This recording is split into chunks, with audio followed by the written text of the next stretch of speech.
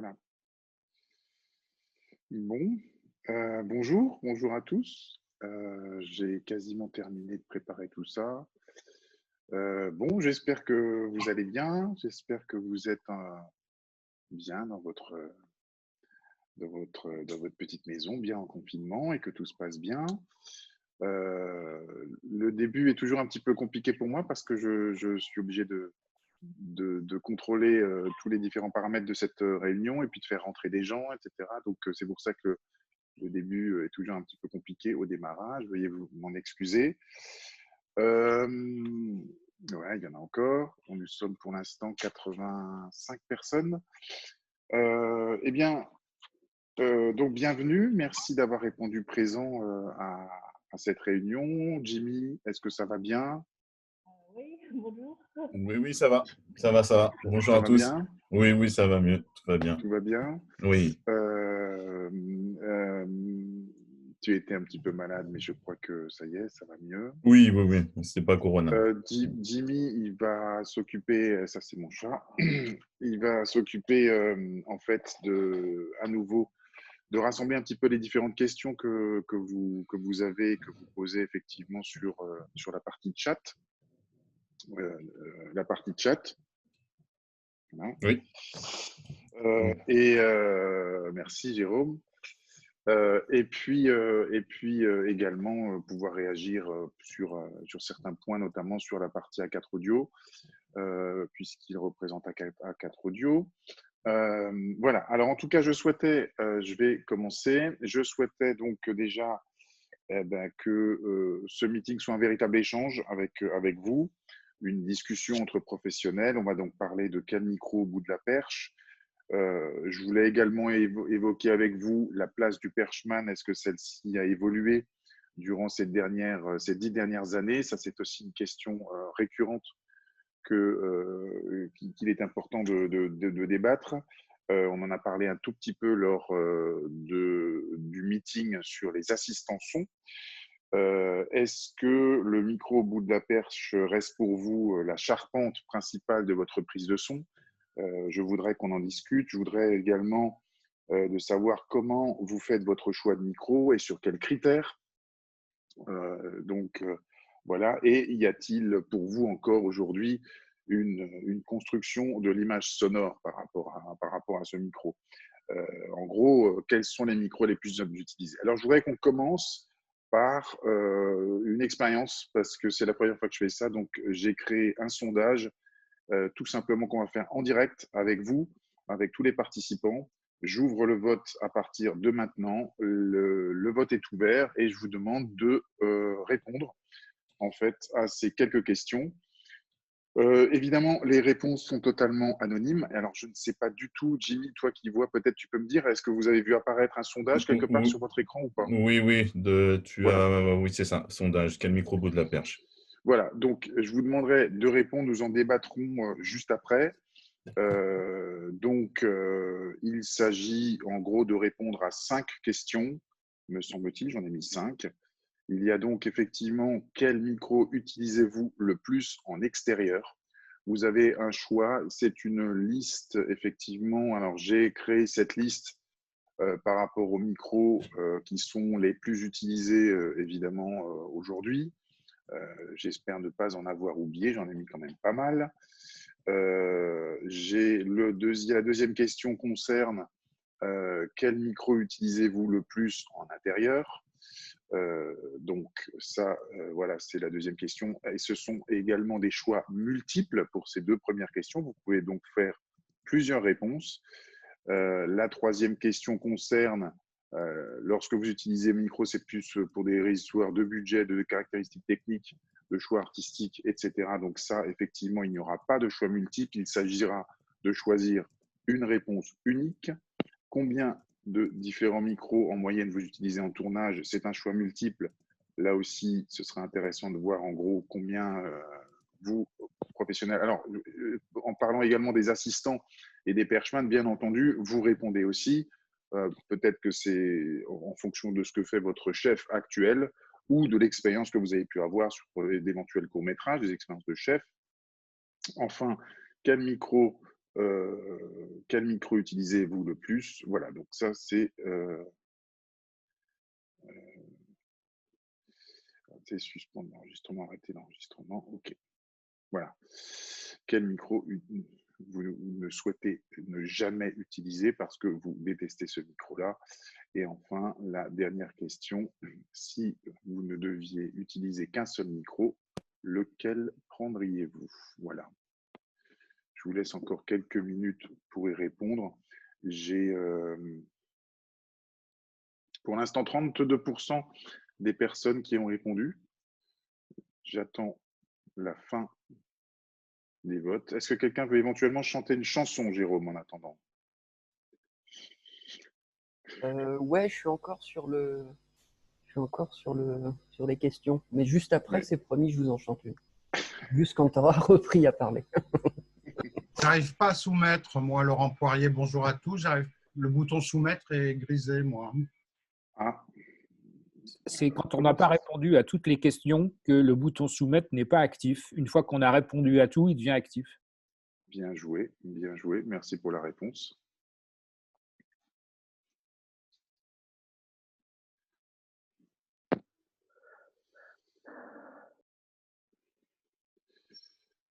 Donc voilà, nous sommes à peu près à 50% des personnes qui ont pour l'instant voté. C'est vrai que pour la question 5, si on n'aime pas un des micros qui n'est pas dans la liste, ce serait bien de mettre autre. Exactement, question 5. Et en fait, pour tout vous dire, le problème, c'est que je n'avais pas de champ supplémentaire pour mettre autre. Donc ça, c'est un peu, voilà, j'ai pas pu rajouter ce micro autre. Donc, On ne peut pas soumettre s'il n'y en a aucun de ceux-là. donc vous ne pouvez pas soumettre si vous êtes hors jeu, entre guillemets.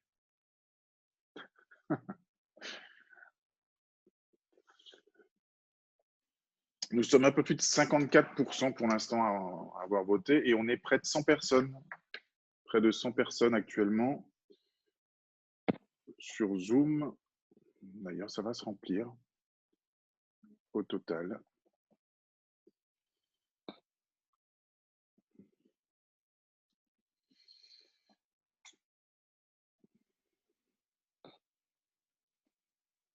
C'est intéressant, moi qui vois les votes, les résultats des votes en direct, c'est plutôt intéressant parce que effectivement, je vois certains éléments se dégager plus que d'autres, certaines réponses.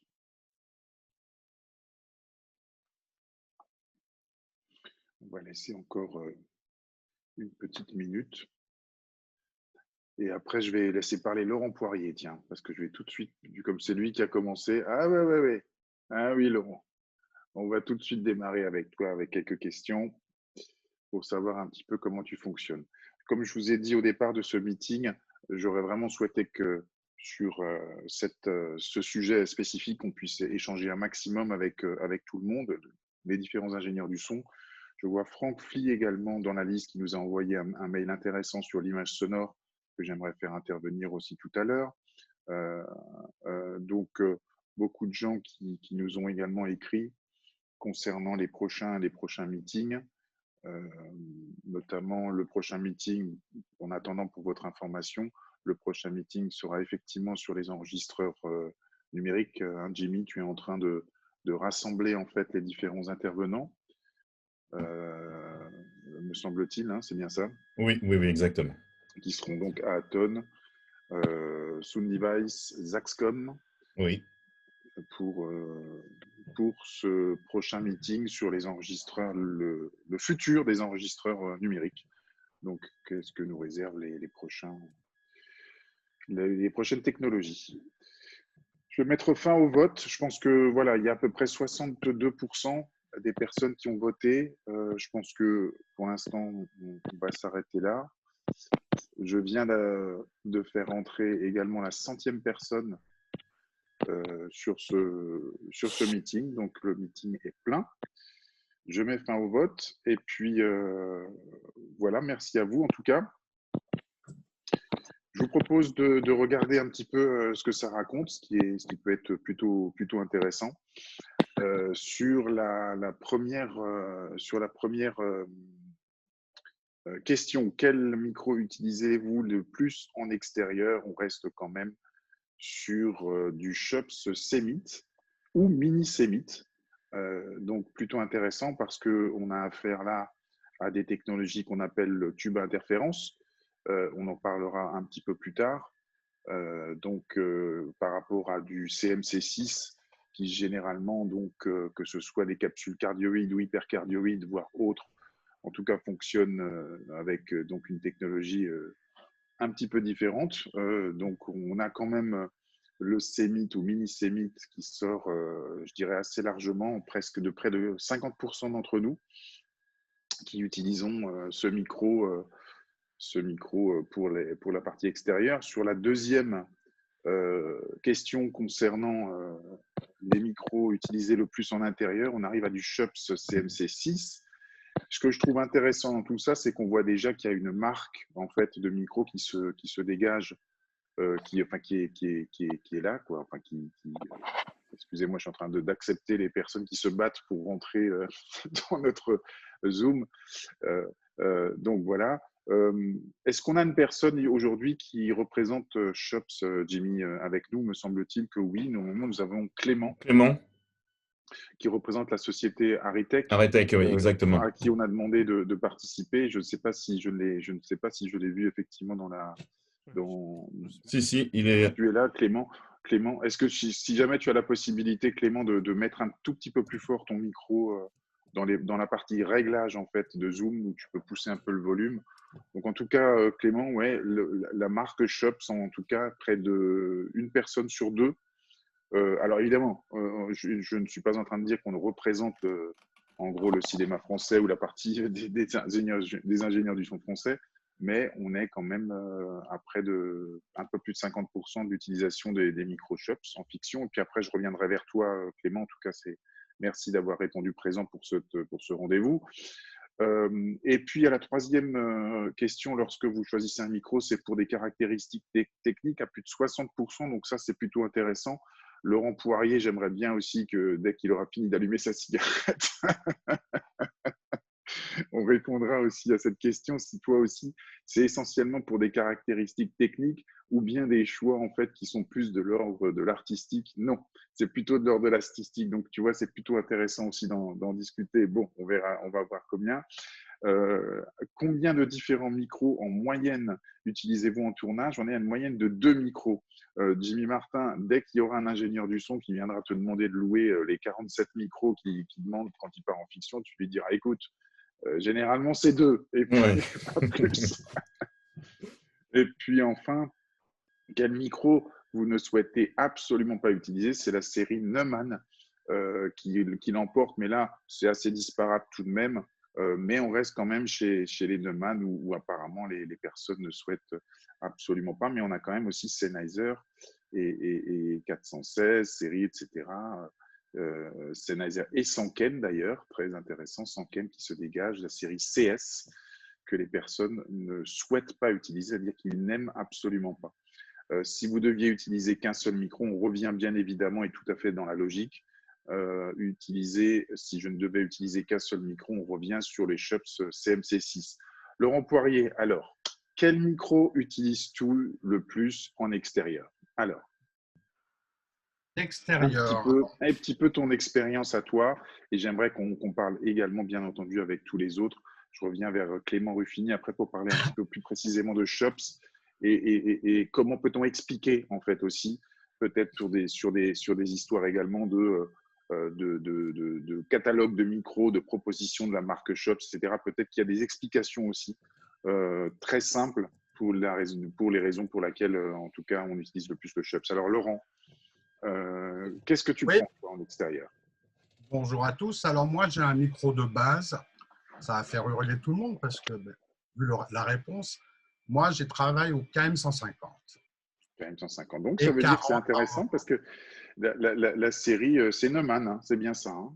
C'est Neumann. Pourquoi? Parce que moi, j'ai commencé déjà au 160 parce que j'étais perchman de Bernard Aubouy et lui, il utilisait le 160. Donc, j'ai fait des séries, des Navarro avec le 160, 3 HF. Donc, je pense qu'on ne pourrait plus le faire maintenant, ou je ne serais plus capable de le faire maintenant. Après, je suis passé perchman de Mugel, Jean-Paul Mugel, qui travaillait au KM 150. Donc moi, je voyais les rushs, je voyais les projections de films, et c'était un son que j'aimais bien. Donc quand je suis passé chef… Est-ce que tu penses qu'on peut parler d'héritage? Est-ce que tu penses qu'on peut parler… Ah, bah, c'est ça que je suis en train de… Donc c'est un problème d'héritage. Voilà, et maintenant j'utilise le nouveau… Pour pouvoir mettre des plugins, j'utilise les nouveaux KM. Je suis très mauvais en numéros. Voilà ma raison. Et j'ai découvert en travaillant dans une école le Sanken, le CS3 et le CS. Et c'est assez étonnant dans des endroits comme le bord de mer, les piscines, des trucs comme ça. On arrive à sortir des choses assez intéressantes. Donc, on peut parler quelque part d'éducation de l'oreille par un son qui a été fait par le chef, en fait. C'est le chef qui a, en quelque sorte, mis dans ta tête un certain type de sonorité, en fait, que tu souhaites maintenant retrouver peut-être sur tes mix, dans tes mix, c'est ça? Oui, puis bon, moi, quand je vais à la détection, quand je vois tout ça, je me dis, bah, ça me va, ça me convient, ça convient au mixeur. Donc, moi, on ne m'a jamais dit, bah, change de micro, c'est pas beau. Donc, je reste avec mon micro que je connais par cœur, quoi. Mais alors, là, on parle donc finalement plus d'histoire de goût, d'un son que tu as dans la tête, etc. Est-ce qu'il y a quand même, à un moment donné, dans un choix de micro, des caractéristiques techniques qui vont faire que, d'un seul coup, tu vas devoir changer, en fait? Est-ce que ça arrive? J'utilise un tripiste pour les stéréos et c'est des chops à l'intérieur. Voilà. Donc, et le MS, pareil. Donc, je connais le chops, mais c'est vrai quand ça m'arrive de temps en temps d'utiliser, d'en prendre comme pour la perche. Alors, j'ai un coude pour le KM 150, mais j'en ai qu'un. Et s'il y a des problèmes de hauteur de perche et tout ça, donc je passe la petite capsule chops qui est très bien. Philippe Vanderdrie, je voudrais faire intervenir depuis la Belgique. Philippe, comment ça se passe en Belgique? Comment vas-tu? Ça va bien? Là, j'ai allumé le micro. Ça va bien, oui, il fait délicieux. La même question un petit peu pour toi, Philippe. Oui, en fait, mon approche est un peu différente. En réalité, j'ai été trahi par les shops si souvent à cause de l'humidité. Et la Belgique est un pays où la pluie est typique. Et donc, en fait, la fidélité du micro-shops, elle pêche là où il nous lâche quand il fait humide. Et donc, s'il faut avoir deux micros pour qu'il y en ait un qui soit en train de fonctionner, c'est pas pratique, d'autant que on peut tourner aussi en bord de mer ou dans la forêt équatoriale. Et donc, j'ai choisi jadis de travailler avec la série MKH et notamment le MKH 50. Et dès qu'il y avait un problème d'accessoirisation, c'est-à-dire qu'il était difficile de faire des mouvements rapides avec ce micro, si voilà, la mousse n'était pas suffisante et puis voilà, ce n'était pas une bonne solution. Donc dès que la série 8000 est sortie, qui est presque complète à part le 8030. Série 8000, donc Sennheiser, Philippe. Sennheiser, MKH, oui, des micros radiofréquences, donc qui sont bien résistants par rapport aux mauvaises conditions climatiques. Je dois avouer que bon, le 8050, le 8060 en extérieur, j'utilise jamais de micro à tube d'interférence à l'intérieur, sauf si c'est extrêmement amorti. Sur le dernier long métrage avec Lionel Vinck, on a même perché les hors-champs avec un Omni, donc le 8020, avec beaucoup de bonheur, parce qu'en fait, ce qui n'est pas filmé s'exprime. Et le fait qu'on le capte avec un micro très directionnel quand on ne sait pas ce qui va se passer à l'extérieur du champ, ben, c'est dommage parce qu'on risque de louper des choses. Un micro Omni, il est toujours bien piqué. Et donc, voilà, on a eu l'audace de travailler avec des Omni pour ce qui est de couvrir le hors-champ. Mais donc, pour répondre précisément à la question, c'est certainement le 8050 en intérieur, 8060 en extérieur. Je possède aussi un mini Kmit, un Kmit, deux Kmit, la série Shops, toujours les MKH 70 notamment, qui est assez unique en son genre. Donc, ce qui est un petit Les peu Neumann, dommage, les Philippe, Sanken. finalement, ce qui est un petit peu dommage, quand on t'entend, on a l'impression que tu as fait un choix par dépit, par souci technique, qu'au départ, effectivement, tu aimais peut-être la transparence ou la clarté d'un certain type de microphone et qu'au final, parce qu'il y a eu des soucis techniques, tu t'es rabattu sur autre chose. Est-ce que je me trompe ou est-ce que c'est Non, effectivement ça? c'est la réalité. En fait, il fallait que je double le parc de microphones si je voulais pouvoir compter sur les shops. Je me suis retrouvé dans des situations euh, désagréables, en fait, voilà, suite à un orage d'été, une pluie continue, etc. Et donc, je me suis dit, s'il faut avoir deux micros pour pouvoir en utiliser un seul. J'en avais discuté à l'époque avec Monsieur Wood, qui ne me démentait pas. Il y a chez Shops un On va en micro. parler peut-être avec Clément, justement. On va en parler avec Clément. Merci, Philippe. En tout cas, je Voilà. reviendrai vers toi après. Clément, alors, est-ce que c'est une réalité, ces problèmes techniques avec les microshops? Je suppose que on a tous eu, moi également, des expériences, comme disait Philippe, un peu moyennes, on va dire, avec ces micros-là. Quelle est la raison exacte? Est-ce qu'on peut nous apporter une véritable raison? Est-ce que tu peux nous répondre par rapport à ça? Alors oui, alors techniquement, en fait, c'est parce qu'on a une capsule où on a une tension continue, pour être exact, de 58,5 volts, avec quelques micromètres qui espacent la membrane de la contreplaque qui est derrière.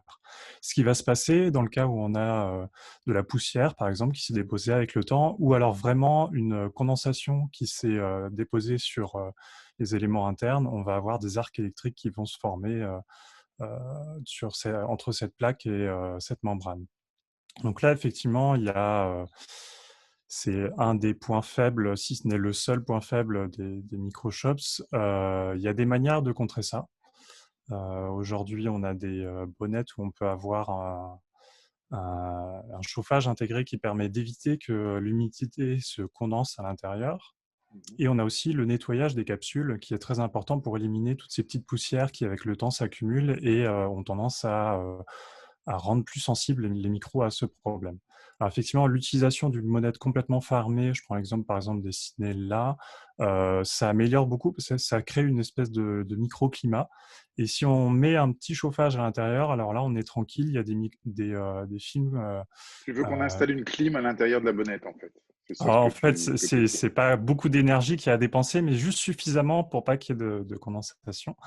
Et il y a un film, je me souviens plus exactement du nom, qui a été fait avec un ORTF Surround, donc 4 micros CCM4 dans une bonnette avec chauffage et qui tournait dans des environnements très humides pendant une journée entière ou une nuit entière, je me souviens plus exactement, et sans aucun problème, ça a fonctionné. Alors, pourquoi est-ce que les autres constructeurs arrivent à s'en sortir, entre guillemets, techniquement par rapport à ce souci-là? Est-ce que c'est dû à la finesse de la membrane? Comment ça se fait que les autres constructeurs arrivent à contourner ce problème? Alors, chaque constructeur a ses petites recettes. Chaque micro, c'est un compromis entre différents aspects. Et donc, je ne saurais pas répondre pour les autres, hormis de souvenirs pour DPA qui a une tension qui n'est pas appliquée de manière continue, mais c'est une tension de polarisation qui est électrée. Donc, c'est imprimé, c'est une charge électrique qui est sur la membrane, alors que chez Shops, on vient apporter une tension externe de ces fameux 58,5 volts qui sont fabriqués dans le corps du micro. Christophe Bonneau, peut-être, est avec nous ce matin de la société DPA. Je ne sais pas si Christophe est avec nous. Christophe, peut-être qu'il peut nous apporter quelques précisions. Est-ce que DPA connaît ce problème-là? Est-ce que DPA a réussi à contourner ce problème-là? Allô? Stéphane, tu m'entends? Salut Christophe. Ouais, Oui, salut. tout à fait. Désolé, j'ai pas l'image, j'ai réduit ma bande passante parce que ma chérie fait du télétravail aussi. Donc c'est compliqué. Euh, donc oui, comme disait Clément, nous on a un électré, donc on n'a pas de souci à l'humidité. Ce qui fait que certains utilisateurs de shops, par exemple en forêt amazonienne ou à des endroits un peu humides comme ça, ont préféré passer au DPA. Mais c'est vrai que la captation n'est pas la même. Nous, le 4017, pour ceux qui connaissent pas, c'est un semi-canon. Donc, on n'est pas aussi sélectif que les shops ou les MKH. Donc, c'est pas pareil. Mais on a beaucoup moins d'ennuis avec l'humidité, en effet. Donc, ça, c'est avéré. Après, voilà, le 4017, il est sorti après tout le monde. Donc, il est un peu moins connu. Et ceux qui ont fait sa connaissance étaient plutôt convaincus du produit pour percher dans les lieux un peu bruyants. Et lorsqu'on veut garder une ambiance qui n'est pas détimbrée, c'est un peu le choix de la raison. Voilà. Parce qu'on reste super linéaire, même totalement hors axe, comme toujours chez DPA. Donc, c'est l'intérêt. Et donc, pour répondre à la question, non, on n'a pas trop de soucis avec l'humidité, justement, parce que c'est un micro électré, donc il est chargé à la fabrication. Et on n'a pas une tension de polarisation qui risque d'amorcer, de faire un arc et de créer des problèmes sur la cellule. Voilà, c'est l'intérêt du produit. Alors, je tiens à dire qu'il faut vraiment penser au nettoyage. En France, on a un parc de shops qui est vieillissant hein, chez beaucoup, parce que quand on n'a pas de problème, pendant 20, 30 ans, voire plus, on n'envoie pas la capsule en réparation. Et on a des dépôts qui finissent par se former dans la capsule. C'est ces dépôts-là qui vont donc faire qu'il est possible qu'on ait plus de problèmes que la normale. C'est ça. Donc, il faut penser à régulièrement envoyer en réparation la capsule pour la faire nettoyer et éliminer tous ces petits soucis qu'on pourrait avoir plus tard. Philippe, tu disais tout à l'heure, Philippe, quand tu es intervenu, tu disais que toi, tu n'utilisais pas du tout des tubes à interférence. C'est-à-dire tout ce qui est technologie à interférence, c'est quelque chose que toi, tu n'utilises pas. Je voulais savoir pour quelle raison, en fait. Je ne les utilise pas en intérieur, sauf si l'acoustique est très amortie, dans la mesure où la couleur du son qui vient hors de l'axe de ces micros est assez moche. Et en même temps, à petite distance des sources, leur dimension physique fait que la capsule est plus loin avec un MKH 60 ou un 416 qu'avec un CMC 6, par exemple, MK41. Pourquoi? Parce que le tube d'interférence est devant la membrane et que la membrane est forcément à une certaine distance. Quand on est loin de la source, ce n'est pas un problème, mais quand on est près de la source, ce n'est pas intéressant. Donc voilà, pour moi, quand on fait un plan sonore, on définit un rapport entre la source et son environnement, qui est soit une acoustique, soit une ambiance extérieure. Les micros à tube d'interférence n'aiment pas ce qui vient hors de l'axe, et surtout si ce qui vient hors de l'axe est non corrélé, c'est-à-dire les ambiances intérieures très brillantes. Donc je trouve qu'ils sont moins efficaces et que ce qui nous rend de l'environnement est décoloré. Voilà pourquoi je préfère utiliser des micros hypercardioïdes ou supercardioïdes plutôt, dans la majorité des cas, même parfois pour des films qui se passent en extérieur. Par exemple, un film qui s'appelle Nana Wewe, qui avait été nommé au César du meilleur court-métrage, aux Oscars, pardon, du meilleur court-métrage, se tournait au Burundi. Il y avait des gens qui parlaient tous en même temps et je ne voulais pas utiliser un micro trop fermé, c'est-à-dire que on ne savait pas qui allait parler. Donc, il fallait forcément que ce qui n'est pas dans l'axe ne soit pas décoloré pour qu'on puisse le rattraper à un moment donné. Les shops font ça très bien aussi. Les MK41 ont une couleur très bonne. On entend parfois aussi, Philippe, et je voudrais avoir également l'avis d'Olivier Dohu, j'ai vu qui est avec nous, qui a également la carte, j'ai envie de dire, de mixeur. On entend aussi parfois, Philippe, alors je ne sais pas si tu as eu ces retours-là, mais de la part de mixeurs, qu'effectivement, il y a également certains sons qu'on appelle artefacts qui sont parfois créés avec le tube à interférence et qu'ils ont du mal parfois, notamment avec les histoires de phase, de remise en phase, également de son, d'espèce de phasing qui est créé par le mouvement d'un perchman. En fait, l'histoire est simple, c'est que si on a un son continu, par exemple mer, bruit, circulation, etc., et qu'il y a des mouvements effectués par ce tube interférence, on a une espèce de phasing qui se crée, et donc des espèces d'artefacts qui se créent. Alors Philippe, qu'est-ce que tu en penses? Et puis après, je voulais voir l'avis d'Olivier Dohu par rapport à ça, par rapport à quelqu'un qui est dans un Audi et qui a certainement eu aussi affaire à ce type de prise de son. Est-ce que toi, tu as eu déjà ce type de retour, Philippe? Non, mais en fait, je donne une consigne au perchman qui est de tenir le micro le plus verticalement possible, dans la mesure où, de cette façon-là, s'il y a une source brillante derrière un personnage et que c'est deux personnages qui se font face et une source calme de l'autre côté, bon, ben, le fait que le micro bouge verticalement fait qu'on n'a pas un changement de couleur quand on change d'axe. De ce fait-là, la hauteur aussi par rapport au sol, parce que le sol crée un effet de filtre en peigne avec le son direct, le son réfléchi, ça dépend de la matière du sol. Mais en tenant le micro verticalement, je pense qu'on a moins ces mauvaises influences. Olivier, bonjour Olivier, comment ça va? Bonjour, ça va? Et vous aussi, j'espère. Oui, alors sur les histoires de Kmit et tout, alors c'est marrant parce que c'est assez paradoxal parce qu'il m'arrive de tourner quand même assez souvent maintenant. J'ai bien constaté que dans un environnement où quand les choses sont un peu loin et difficiles, le Kmit ou les micro-interférences, en tout cas sur le plateau, ça donne le sentiment qu'on a quelque chose. À ce moment-là, c'est plutôt agréable. Comme je mixe les films que je tourne, je me suis rendu compte aussi que le mélange perche-HF avec un micro-interférence est très compliqué. En particulier si on n'est pas très loin. Mais alors, pour quelle raison? Est-ce que tu sais expliquer pour quelle raison est-ce qu'il est très compliqué ce mélange avec spécifiquement ces micro-tubes d'interférence? Je pense que les problèmes de phasing, de phase, sont accentués avec ces micros-là. Moi, c'est ce qu'on m'a dit, oui. Alors, c'est pour ça que je voulais avoir ton… Et donc, effectivement, je connais aucun perchman qui soit un pied de micro, du coup, ça bouge. Je connais plein, moi. Mais t'as de la chance. Enfin, non, c'est pas de la chance d'ailleurs, parce que moi, je trouve que le son vivant, c'est mieux. Le son qui bouge, c'est un son qui vit. La question, les problèmes sont accentués en fait quand on commence à utiliser des Kmit avec des plans qui sont pas ultra larges, quoi. Plus les deux sources sont proches et plus les phénomènes de phasing sont compliqués à gérer.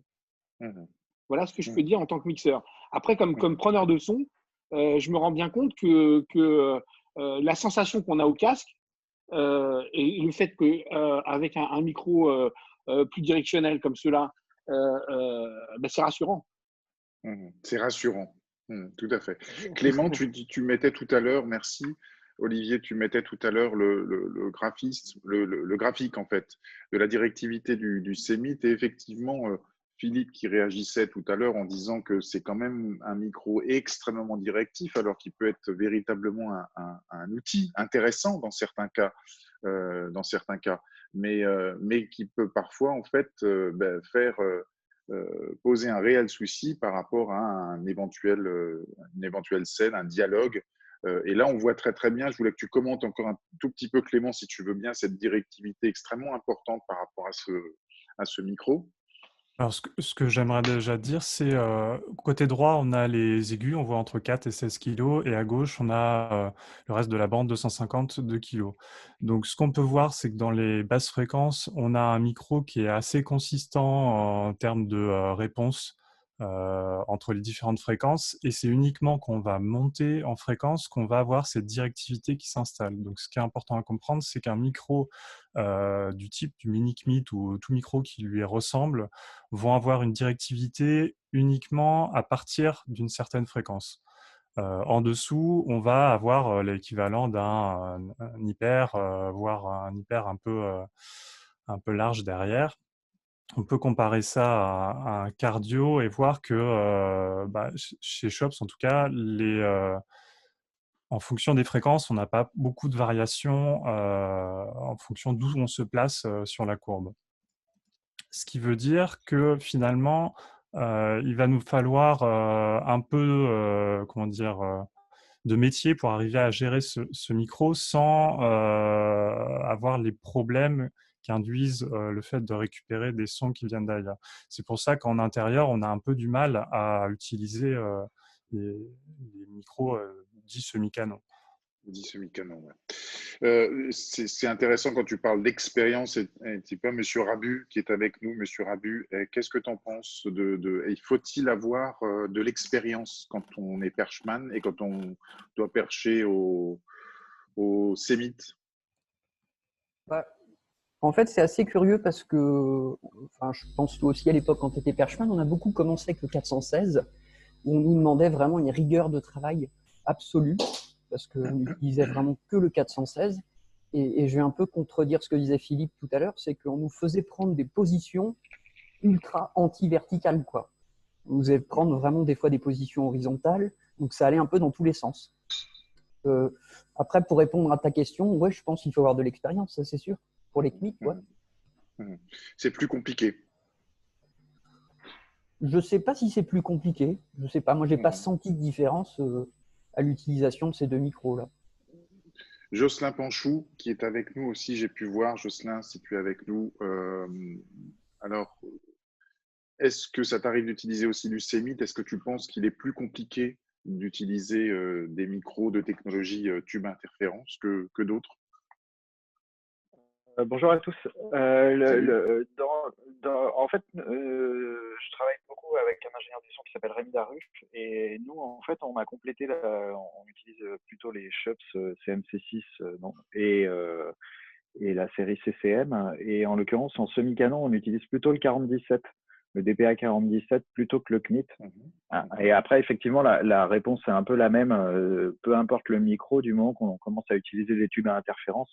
Et effectivement, ça exige une précision supplémentaire, mais voilà, c'est plus un truc global commun aux tubes à interférence que spécifiquement sur l'usage d'un micro en particulier. Est-ce qu'il y a certaines positions, certains mouvements qu'il n'est pas possible de faire avec le 4017 de DPA, par exemple? Est-ce que le tube à interférence induit qu'il faut respecter un petit peu plus tel et tel mouvement ou... C'est davantage lié justement à la capacité de passer d'un personnage à un autre où j'ai l'impression qu'il faut être entre guillemets plus précis, c'est-à-dire qu'il tolère moins la petite arrivée un peu en retard, par exemple, sur une respiration ou une attaque. Un petit peu meilleur que d'habitude, en fait. Hein, c'est ça. C'est davantage ça. D'accord. On parlait tout à l'heure, quand on a fait le sondage, des résultats de sondage, et on voyait que est arrivé à plus de 58% des participants qui ont répondu à la question lorsque vous choisissez un micro, c'est pour des raisons de caractéristiques techniques. Est-ce que c'est le cas, par exemple, pour vous, Jocelyn? Est-ce que vous choisissez un micro pour des histoires de caractéristiques techniques? Non, en fait, c'est dans notre cas particulier. Après, je rebondis un peu sur ce qu'on dit tout le monde à propos de l'humidité des Shups. En gros, 90% du film, on le fait avec des Shups hyper, donc MK41 ou CCM41. Et c'est vrai que il y a que par sécurité, quand on sait qu'on va aller dans des endroits très humides où on part avec un 80-50 par exemple, juste par sécurité, mais qu'on ne sort que quand on n'arrive plus du tout à utiliser les Shups, ce qui arrive quand même assez rarement malgré tout. Ça arrive rarement finalement pour toi. Vous avez eu assez peu de problèmes, ce fameux problème d'humidité et de création de dark électrique, oui. Ouais, finalement, en fait, toute proportion gardée par rapport au film qu'on a pu faire dans des endroits très humides, on essaye de tenir au maximum, comme on aime vraiment beaucoup le Shups, on essaye de tenir au maximum avec le Shups.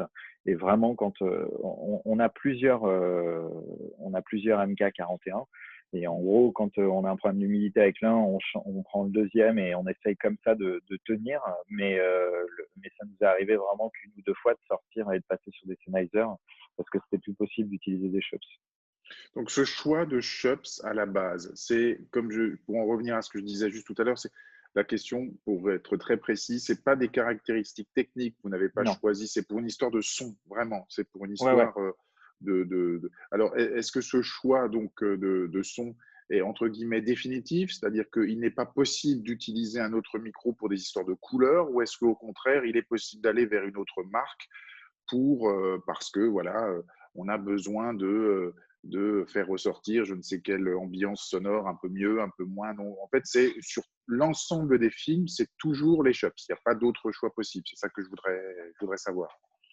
Mais ce serait intéressant, je rebondis sur une expérience avec un autre ingénieur du son. Je pense que le mieux serait d'avoir tout un parc de microphones et qu'on puisse s'appliquer à une personne, enfin une marque de microphone avec une voix. Parce qu'effectivement, pour avoir été stagiaire de Jean Imanski et Sophie Chiabo, qui est présente aujourd'hui, Jean pouvait changer d'un micro à l'autre en fonction du personnage qu'on avait à percher, en fonction du lieu. Et c'est vrai que de l'avoir vu faire cette gymnastique comme ça d'une prise à l'autre ou d'un personnage à l'autre, je me suis quand même aperçu à l'époque avec mes oreilles de stagiaire que il y avait vraiment un micro qui allait magnifier une voix dans un espace.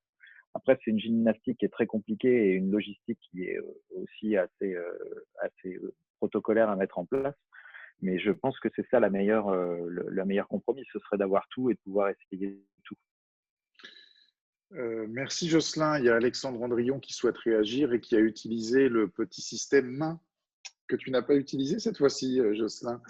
Alexandre Andrion, bonjour. Alors bonjour, voilà, est-ce que vous m'entendez? Oui, très bien. Bon, très bien. Oui, je voulais revenir un peu sur cette histoire de Shops. Moi, c'est un son que j'aime beaucoup et depuis le début, je sais pas trop si c'est parce que j'ai commencé à travailler avec eux en sortant de l'école ou quoi, mais en tout cas, c'est vrai que c'est le son qui me plaît particulièrement. J'ai ensuite travaillé comme assistant avec Jean Minando pendant quelques années, qui lui était très MKH, donc mon cœur balance entre les deux séries, pour tout vous dire. Ce qui l'emporte principalement pour moi pour le shop, c'est aussi la modularité du système Colette. Le fait de pouvoir d'un coup mettre un appoint en déportant la capsule, en gardant voilà, un raccourçon.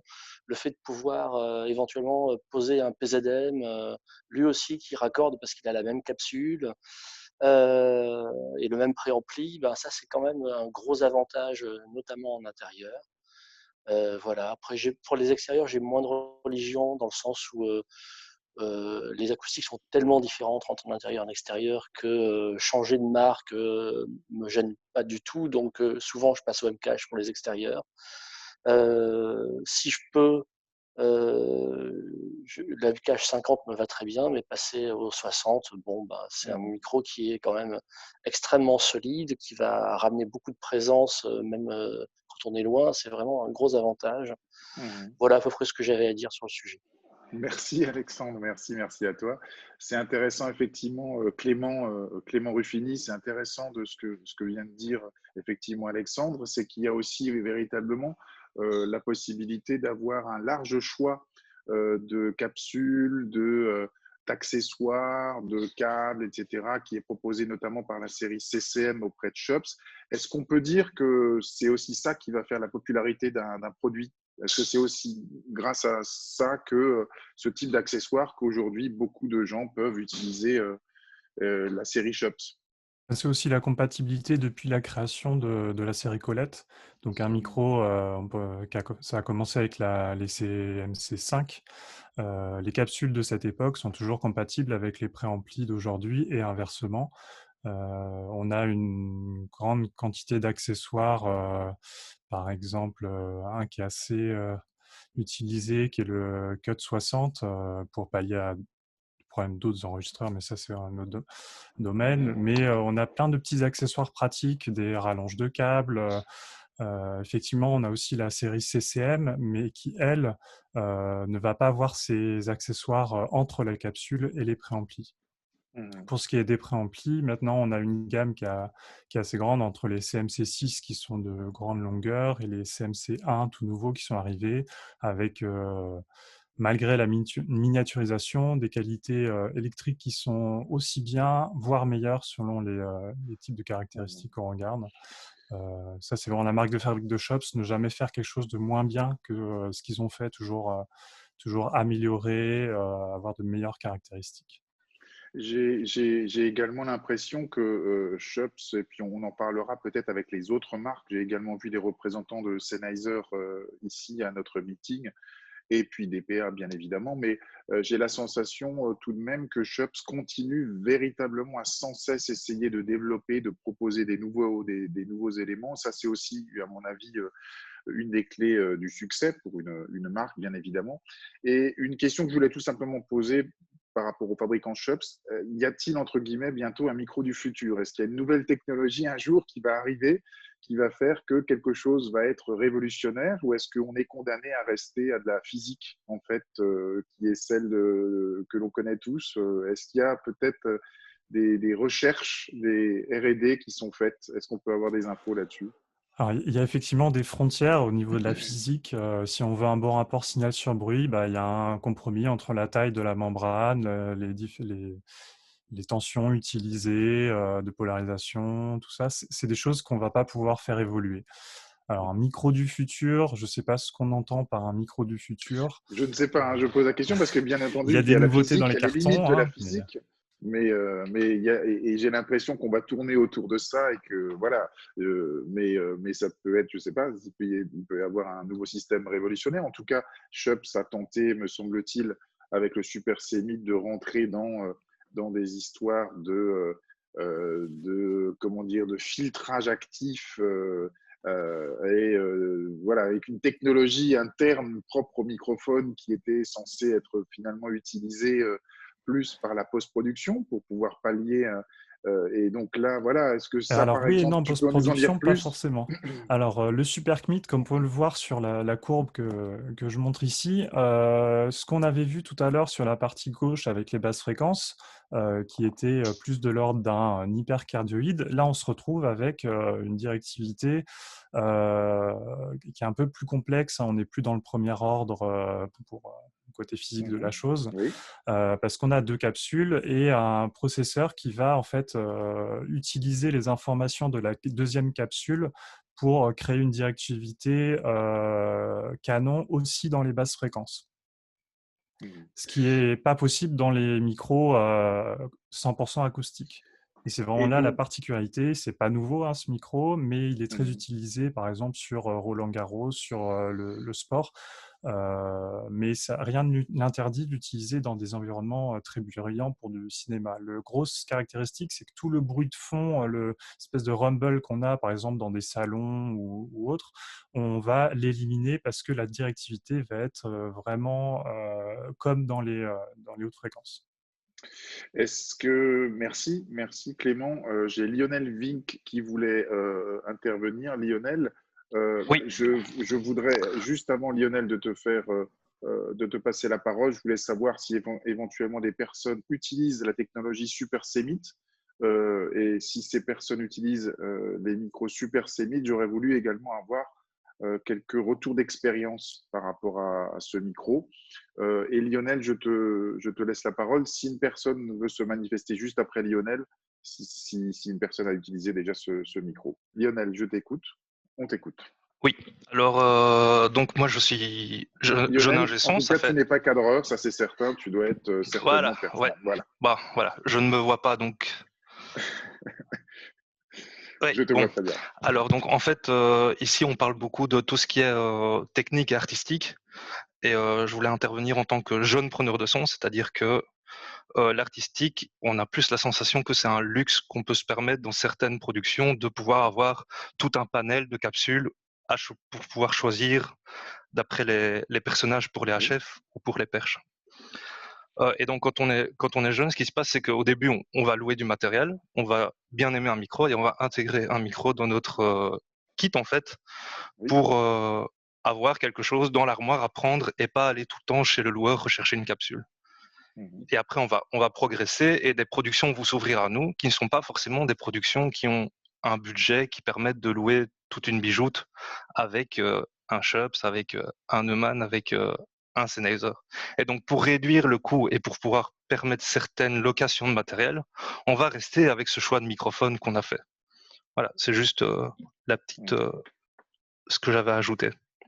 Donc, ce qui veut dire en conclusion, c'est tu veux raisonner par dépit en quelque sorte, c'est-à-dire tu veux raisonner, c'est-à-dire que la production va donc te permettre de louer tel et tel micro et que tu n'auras pas le choix au final? Non, c'est pas ça. C'est juste que donc moi j'ai la série 8000 de Sennheiser et que pour l'instant, je n'ai par rapport à ce que je dois me procurer pour les tournages, par rapport à l'enveloppe location que j'ai, je ne vais pas aller chercher d'autres kits de micro pour pouvoir répartir le budget sur d'autres choses lors de la négociation. Ce qui est intéressant, puisqu'effectivement, comme tu as pu le constater dans les histoires de sondage, lorsque vous choisissez un micro, c'est à 58% pour des raisons techniques et uniquement 14% pour des raisons budgétaires. Donc, tu fais effectivement partie de ces 14% où parfois il est difficile de devoir investir ou demander à la production des budgets supplémentaires en fait pour la location supplémentaire de micros. Hein, je crois que c'est ça. Tout à fait, oui. Tout à fait. Voilà.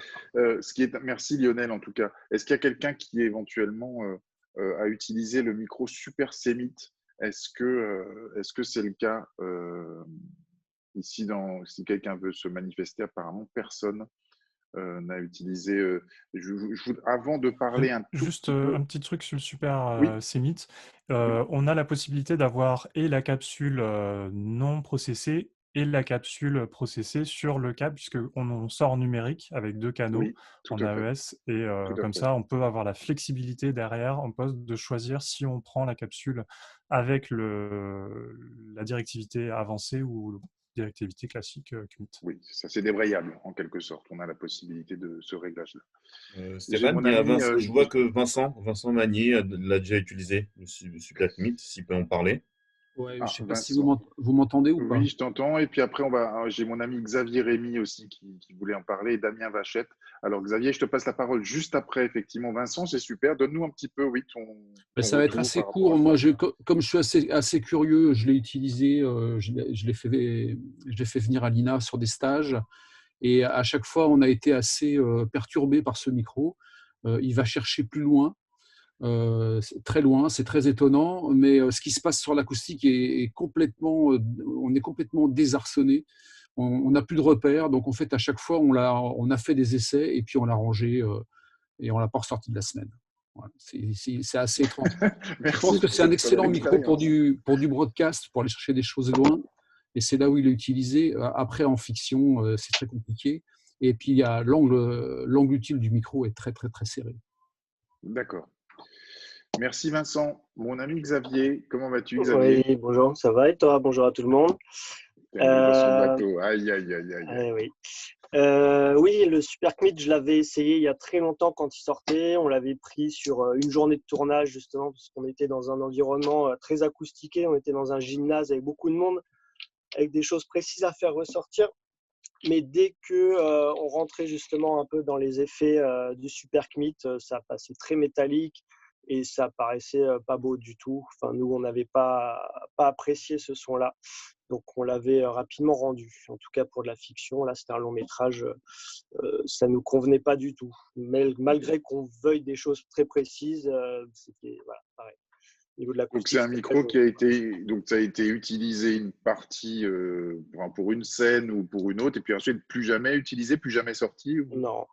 Ensuite, on est repassé à un CMIT normal, mais les effets du Super CMIT étaient trop radicaux, donc on l'a abandonné. Ouais. Il y a plusieurs presets sur le Super CMIT. C'était quel preset, Xavier? Alors là, il y a très longtemps, je pense qu'on avait justement essayé d'aller piquer au plus loin. Alors là, tu pourras peut-être nous aider sur me rappeler un peu les souvenirs de ces presets, mais il y a un preset, effectivement, le preset qui est le plus directif, qui a un son qui est un peu déformé. Quand tu parles de son métallique, effectivement, on est un peu sur ces effets-là. Celui-là, il est complètement déconseillé quand on veut avoir un timbre conservé. Il y a un preset 1 qui, lui, va être beaucoup plus respectueux des timbres et qui va moins poser de problèmes. Et on a aussi une mise à jour qui a été faite il n'y a pas très longtemps. Ces micros peuvent être mis à jour pour améliorer le firmware qui est dedans sur l'algorithme utilisé. D'accord, il faudrait essayer le preset 1 du coup, mais comme je disais, c'était un petit moment, donc ça vaudrait le coup de remettre une oreille là-dessus. Merci Xavier pour ton intervention. Et puis, super Cémite, effectivement, est-ce qu'aujourd'hui, au final, tu parlais Clément que c'était plus la télévision qui utilisait ce micro-là. Est-ce que vous, chez Aretech, en termes de vente, est-ce qu'effectivement vous constatez que dans la partie fiction, il y a assez peu d'ingénieurs du son qui vous en demandent ou Oui, clairement, on est sur un micro qui n'est pas dans la même gamme de prix qu'un CMIT. C'est nettement plus cher. Il y a 2 capsules déjà dedans. Et clairement, on est plus sur du broadcast actuellement ou de la location. D'accord. Damien Vachette d'A4 Audio qui voulait aussi intervenir. Peut-être, j'ai vu que Damien levait la main. Salut Damien. Oui, salut Stéphane. Non, moi, je voulais juste dire une chose, c'est qu'en fait, quand j'ai répondu au sondage, je l'ai fait en fonction de mes expériences passées.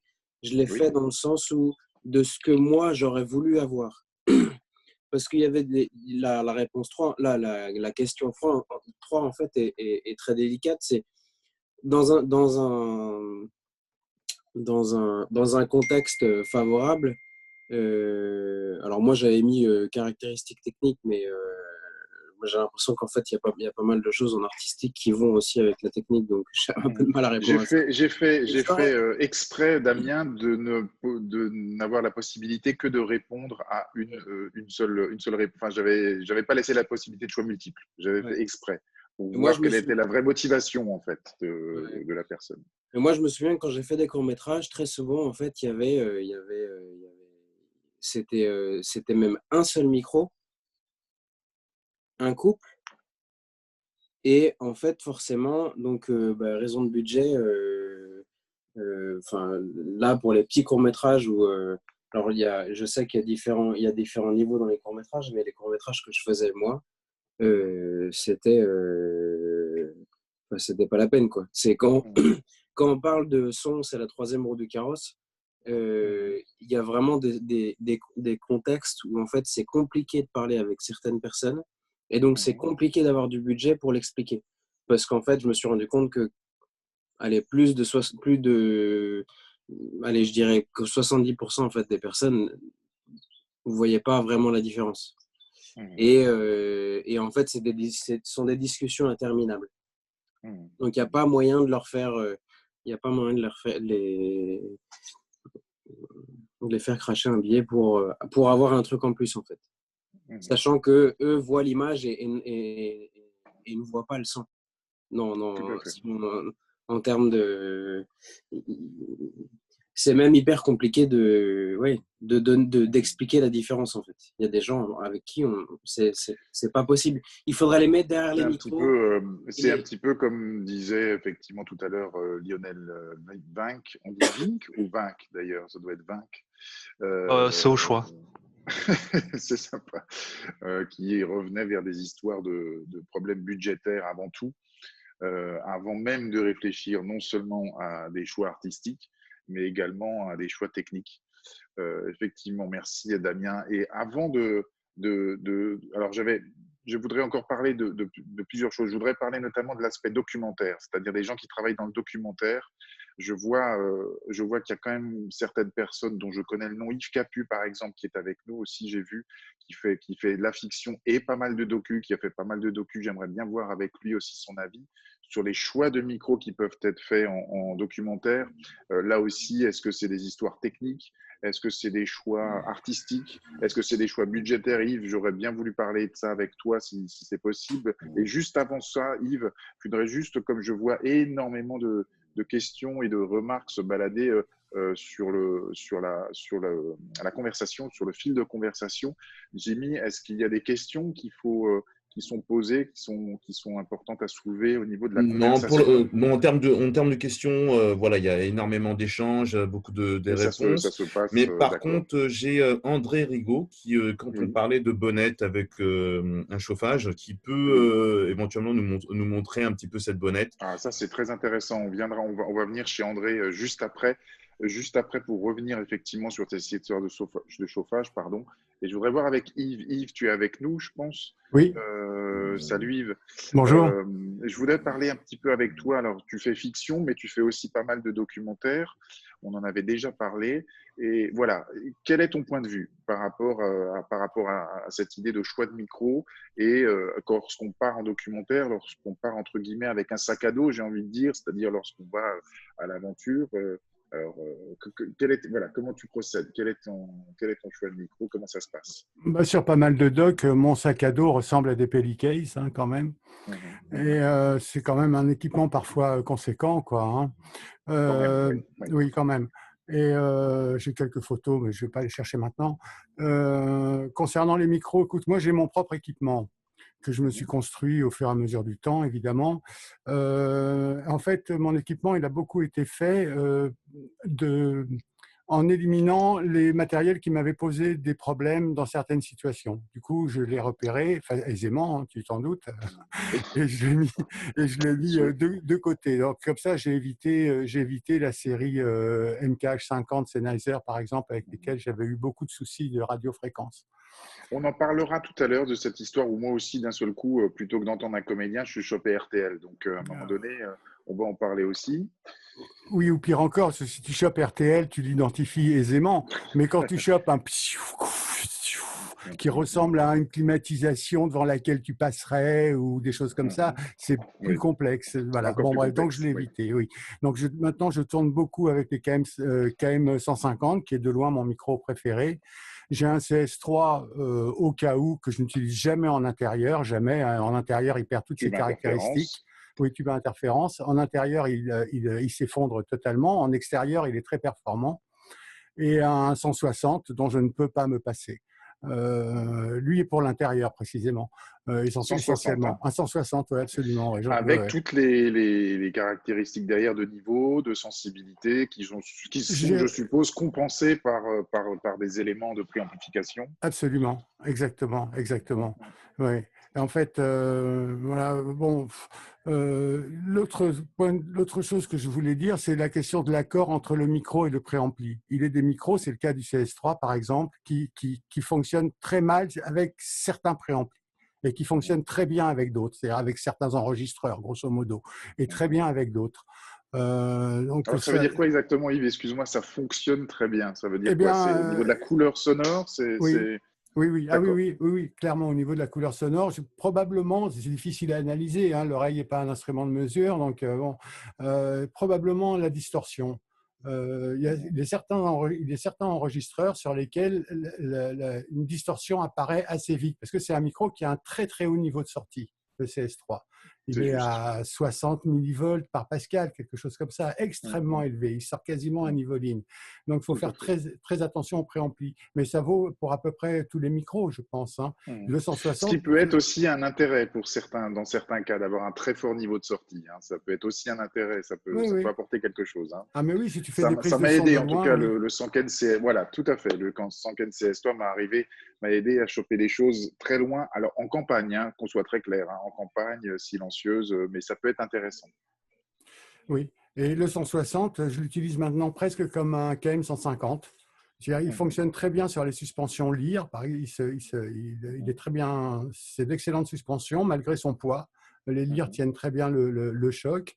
Et derrière, je mets un PMD 40 dont j'ai mis le lien là dans le fil de discussion, qui donne entre 30-40 dB de gain. Moi, je l'ai légèrement atténué. Il peut aller jusqu'à 40 dB de gain. Je l'ai légèrement atténué. Et maintenant, je l'utilise quasiment comme un 150, avec le poids, à l'exception du poids, évidemment, hein, qui fait qu'au bout d'un moment, ça va bien, quoi. Mais du point de vue des qualités sonores et du timbre, cette association est juste extraordinaire. Et en fait, maintenant, je n'utilise plus l'enregistreur presque que comme les préamplis de l'enregistreur, je ne les utilise presque que juste pour les HF, en fait. J'ai des interfaces entre l'enregistreur et les micros. Tu vois, j'ai un PMD 40, j'ai un MK3 audio route, et c'est ça mes préamplis. Et l'enregistreur, lui, c'est presque qu'un support informatique vers les cartes, et les préamplis de l'enregistreur, ils servent que au HF. Donc l'enregistreur n'a plus tellement d'importance. sauf pour le TC et les métadatas. Tu vois, mais les qualités sonores de l'enregistreur, aujourd'hui, c'est les qualités sonores des interfaces qui comptent. La question, Yves, si tu devais partir avec un seul micro en documentaire, tu prendrais lequel, toi? Le KM150. Sans hésitation. Ouais, pour son universalité intérieure-extérieure, clairement. Parce que ça peut être effectivement intéressant aussi, notamment, tu disais, il est quand même extrêmement important aussi pour toi dans des histoires où, en documentaire, on est parfois très très loin dans des zones isolées et qu'on a parfois aussi peut-être des limitations en termes de poids et de choix. C'est ce micro qui, pour toi, avec l'expérience que tu as, est vraiment le plus fiable, le plus solide, en tout cas. Oui, et puis qui a un rendu que je reconnais en intérieur comme en extérieur. Je reconnais ses caractéristiques de directivité en intérieur comme en extérieur. C'est un micro, de mon point de vue, extrêmement homogène. Ce n'est pas un micro universel, hein, ça n'existe pas. Mais si je devais en prendre qu'un, je prendrais celui-là, oui. La fiabilité aussi, quand même. Je n'ai jamais eu, enfin, non, pas jamais, mais les soucis sont très rares. Merci en tout cas, Yves. Merci pour ton intervention. Avec plaisir. Il y a Alexandre qui va intervenir. Mais avant Alexandre, avant de te laisser la parole, j'aimerais quand même qu'on aille voir André Rigaud qui est avec nous. Bonjour André. Donc Jimmy disait que tu avais effectivement la possibilité de nous montrer un système de chauffage, en tout cas un système qui permettrait aux microshops de réduire les problèmes d'humidité, de capsule et d'humidité. Oui, bonjour à tout le monde. Alors, en fait, il s'agit d'un système qu'on a mis au point un peu en urgence avec Philippe Chenevez à un moment où je faisais un tournage où j'avais des soucis d'humidité qui se passaient en forêt, etc. Et en automne en forêt en Normandie. Donc, en fait, moi, j'utilise assez peu les shops, sauf dans les couples stéréo. Donc, c'est la solution qu'on a mise au point, c'est avec un couple stéréo. Donc, à partir d'une bonnette Albert, que tout le monde connaît, j'avais acheté en fait la bonnette avec les 3 micros, les 3 canaux, centre, gauche, droite. Et je ne suis pas très, très satisfait en fait, du centre. Donc, assez rapidement, j'ai enlevé le centre. Et il me dit, mais profitons du fil qui est du centre pour utiliser ce fil-là pour alimenter des petites résistances qu'on mettra sous les micros. Parce qu'effectivement, dès que je sortais mon couple, j'avais des soucis d'humidité quasiment un jour sur 2. Donc, l'idée, c'est que voilà ce qu'il a fait.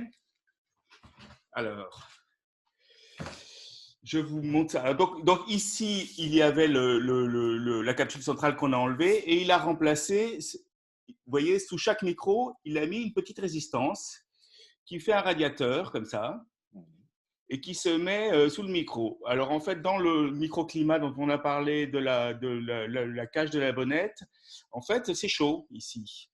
Et alors pour le branchement, comme on avait la version 3 pistes, donc avec une XLR 7 broches, comme ça. De l'autre côté du câble, au niveau de l'enregistreur, donc on a… Voilà. Donc j'ai celui-là qui reçoit mon câble, qui se dédouble avec d'un côté la sortie, là voilà, stéréo du couple.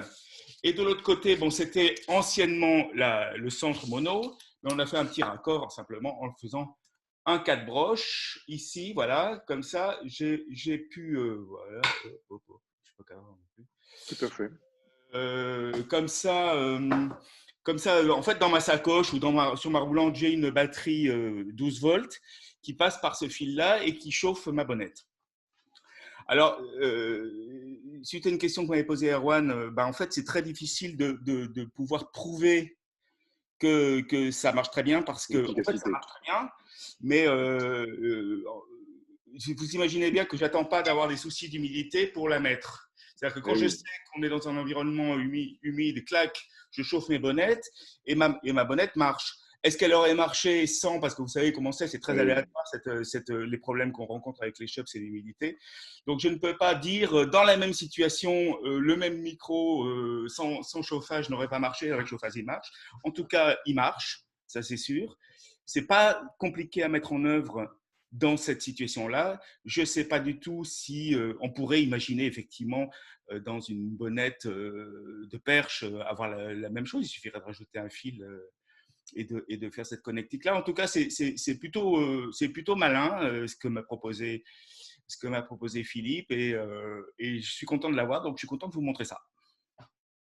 Merci beaucoup, André. Merci à toi. André, juste merci. quelques petites remarques par rapport à ce problème de Shops et à cette. Alors, est-ce qu'au final, petite question que je voulais te poser, est-ce qu'au final, lorsque tu as rajouté ce système-là dans cette suspension, est-ce qu'au final, tu t'es rendu compte que de manière générale, parce qu'effectivement, de manière spécifique, tu ne pourras pas le savoir puisque tu n'as pas deux couples, un avec sans chauffage et un avec, mais est-ce que de manière générale, tu as moins de problèmes? Est-ce que ça, c'est certain? Est-ce que tu l'as vraiment constaté?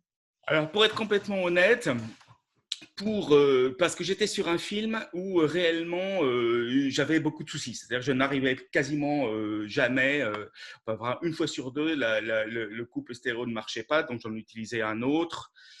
Parce que j'ai aussi un autre couple, mais qui est plus classique, quoi, qui est le couple stéréo Shops habituel.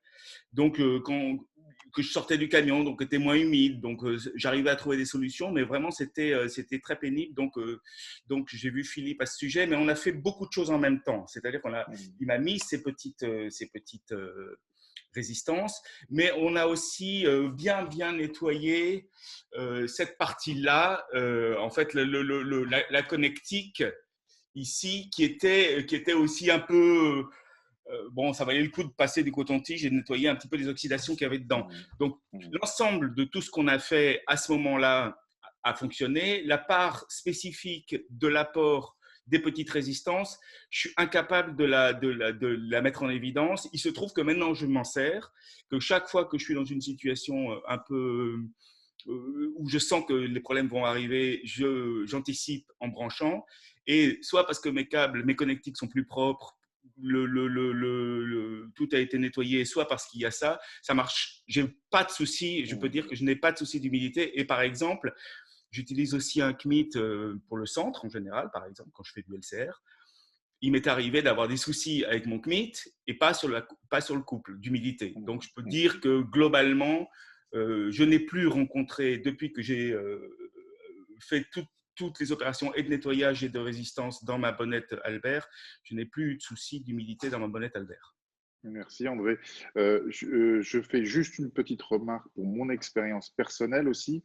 J'enlève un petit peu ma casquette d'animateur et après je reviendrai vers toi juste André pour poser quelques questions par rapport aussi à tes choix personnels de micro. Je veux avoir ton avis là-dessus. Mais juste pour moi, effectivement, j'ai arrêté d'utiliser en fait dans la bonnette Albert la série Shops depuis déjà un bon bout de temps. Je me suis dirigé effectivement vers la série 8000 Sennheiser pour deux raisons. Première raison, c'est effectivement pour des histoires techniques, du fait effectivement des capsules qui, de temps en temps, par rapport à l'humidité, donc on se soucie là voilà, dont on parle. Et la deuxième raison, finalement, qui sont un petit peu plus d'ordre artistique, j'ai quand même la sensation que, en termes d'ambiance, dans certains cas, et je dirais qu'on peut quand même parler de 50% des cas, on a quand même une sorte de son un peu dur et violent au niveau des oreilles. Évidemment, le côté transparence de la capsule Shops est parfois très intéressante, mais parfois, pour moi, un petit peu trop. Et parce que le son naturel qu'on a envie de retransmettre à ce moment-là sur nos enregistrements, l'outil n'est pas forcément adapté. Nous, notre oreille fait un travail de réduction et d'adaptation en fait par rapport à un environnement naturel, par rapport à nos yeux, etc., mais peut-être pas l'outil lui-même.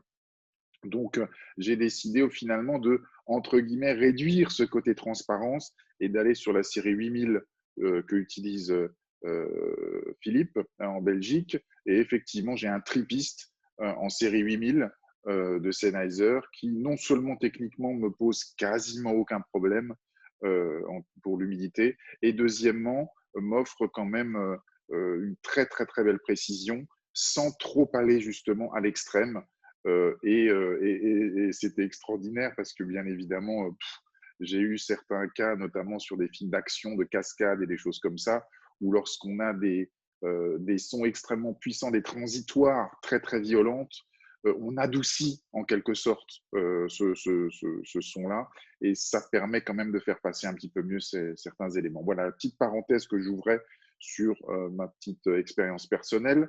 Et André, je voudrais revenir avec toi juste sur pareil, je voudrais te poser un petit peu les questions de si tu devais utiliser qu'un seul micro aujourd'hui, on est vraiment là dans des discussions où tu as réussi à trouver, toi, des compromis d'utilisation pour les micro-shops. Si tu ne devais partir, toi, avec qu'un seul micro aujourd'hui, lequel tu utiliserais?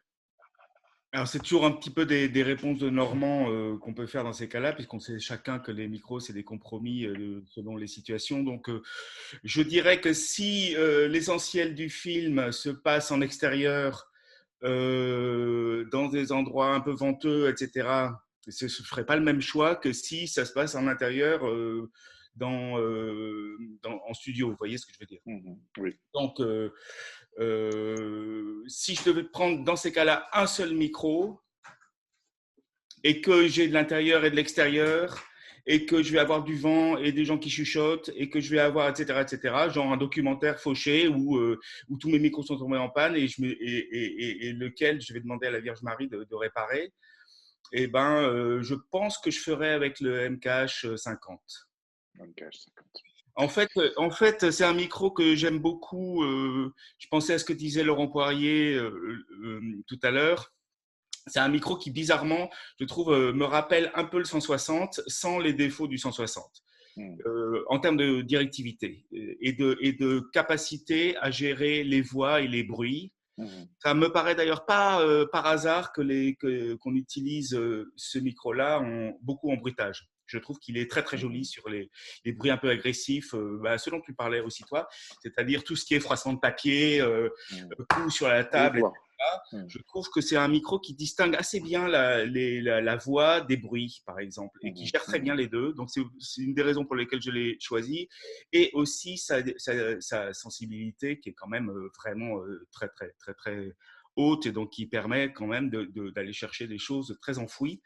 Donc, pour toutes ces raisons-là, c'est un micro que j'ai vraiment adopté en intérieur, je dirais, parce qu'en extérieur, je le trouve un peu pâteux. Enfin, c'est la possible, pardonnez-moi. Hop. Voilà.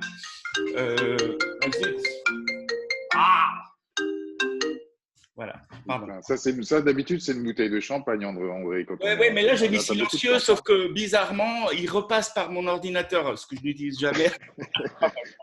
Et le champagne, vous l'aurez, garanti. Qu'est-ce que oui, donc en fait, André, toi, quand tu parles, Pardon, je trouve que les défauts de ce micro-là sont le fait qu'il a un côté, il manque d'acidité, je dirais. Exactement ce que tu disais par rapport au choix que tu fais de la série 8000 sur le couple.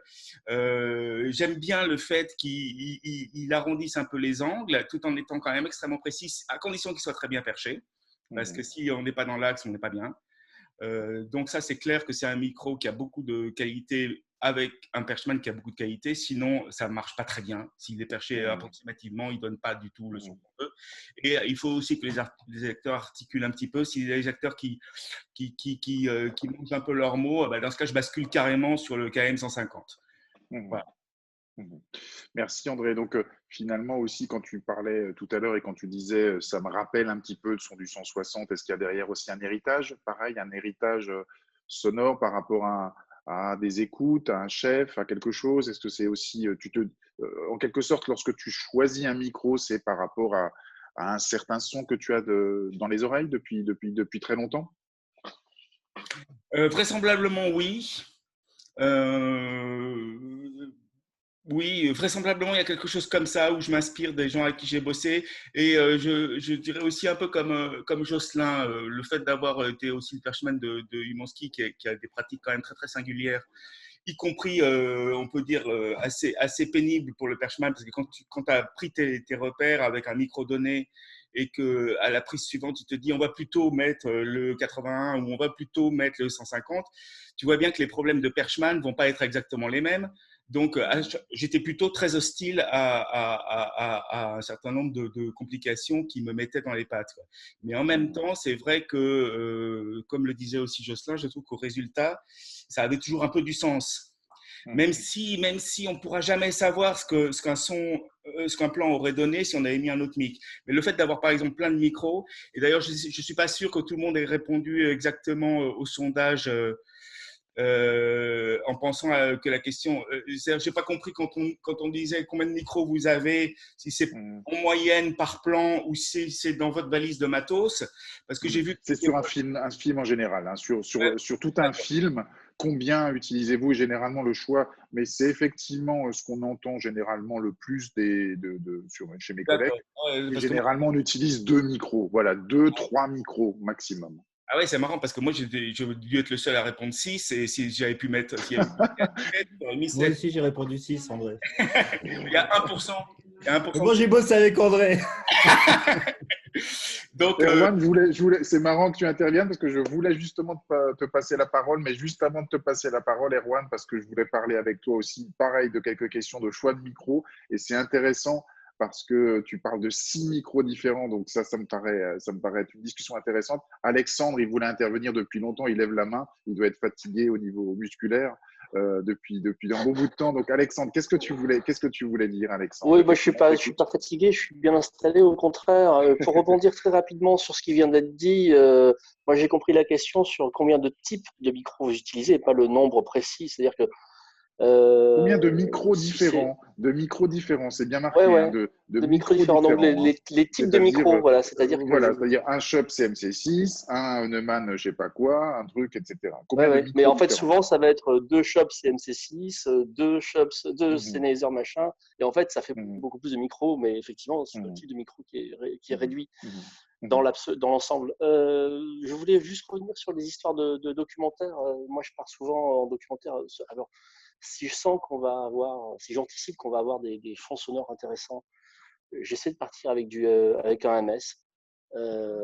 J'ai un petit micro MS, c'est un couple, un CMC6 41 avec un CCM8 que j'ai dans la formidable bonnette Ozix MS de chez Cinella, qui est un modèle de compacité et de perchabilité. Avec les petites protections, c'est les Léonard vraiment adaptés à ça, c'est super. Et puis si on est plutôt sur quelque chose qui est plutôt, j'anticipe, on est plutôt sur de la voix, essayer de capter de l'intelligibilité, des choses vraiment un peu loin, que je sais qu'on va passer vraiment très facilement de l'intérieur à l'extérieur, dans un même mouvement, et que ça va être compliqué de s'adapter, etc. Là, je pars plutôt sur du mono, et le MKH50 me semble tout à fait indiqué parce qu'il a comme disent les Anglais, ce reach, cette capacité à aller chercher un peu plus loin. Il a un peu plus de patates, donc ça va me permettre de pousser un peu le préampli sans trop monter le bruit de fond du préampli.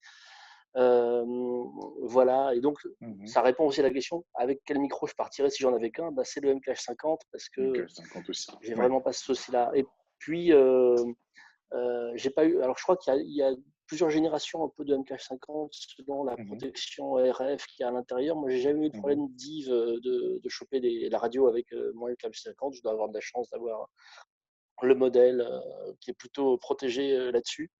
Voilà. Merci Alexandre. J'ai Xavier et Rémi qui voulaient intervenir, mais juste avant Xavier, je voudrais juste parler un petit peu avec Erwan, mais j'ai pu voir que vous vouliez aussi parler pas mal quand même de systèmes de prise de son multimicro. Je pense que ça nécessite aussi peut-être un sujet un jour d'un bon meeting Zoom sur la prise de son multimicro. Quand je dis multimicro, ça veut bien dire donc prise de son stéréo, le LCR, les formats, les différents formats, format B, etc. Je crois que ce serait intéressant que je puisse vous proposer un jour, à un moment donné aussi, un meeting spécialement pour ça.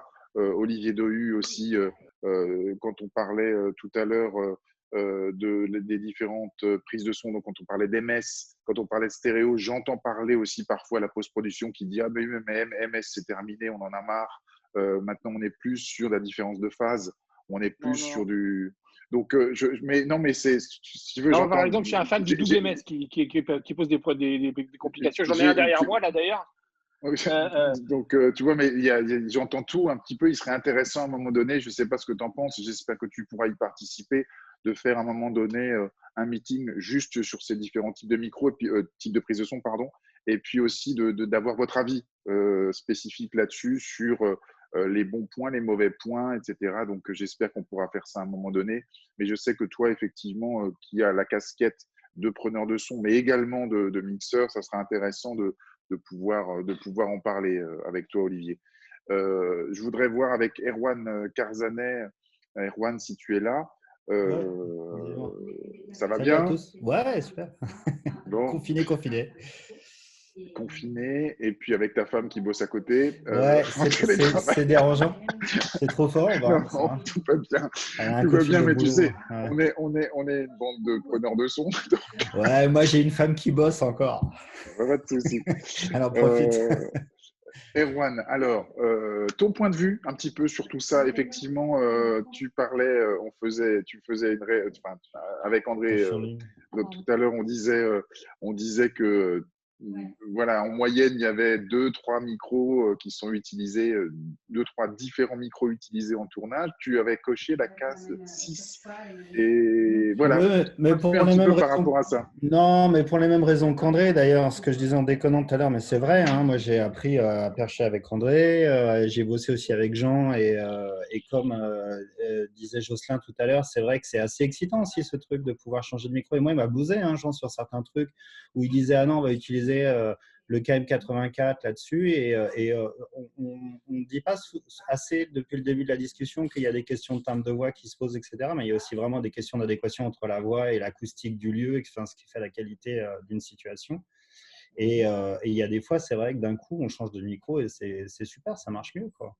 Donc, c'est vrai que là, le film sur lequel je viens juste de bosser, ça me permettait d'avoir beaucoup de matériel, etc. Donc, ça m'a permis de pouvoir constituer, de pouvoir pousser les limites un peu plus loin sur plein de trucs, notamment l'histoire du 87, par exemple, ou des 4011. J'utilisais pas mal de 4011 parce qu'on a des situations qu'on a abordées un peu comme dans la logique d'une prise de son d'orchestre, par exemple, parce qu'il y avait du monde, etc.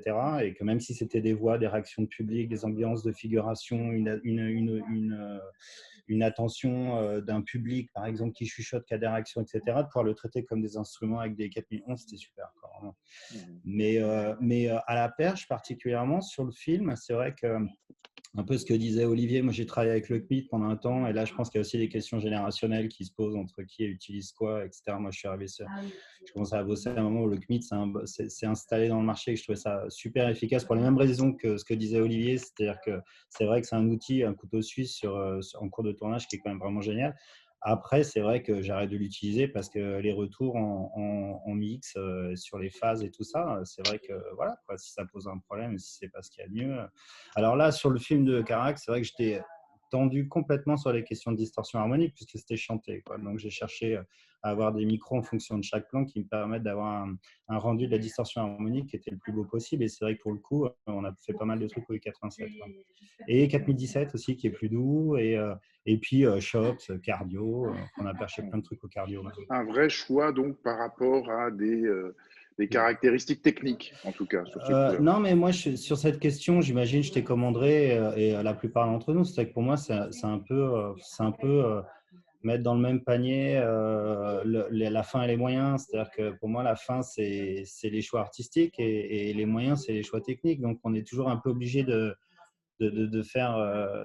d'adapter ses moyens en fonction des fins dont on a besoin. Si jamais on sait qu'on veut travailler sur la distorsion harmonique et faire des voix avec certaines caractéristiques, parce qu'on sait que dans ce film-là, la dynamique va être spécifique, parce qu'on sait que les acoustiques vont être particulières, par exemple, où vous jouez un rôle où les bruits, les déplacements vont devoir avoir une place particulière, on va faire des choix qui sont différents des choix qu'on ferait sur un film avec une stratégie documentaire.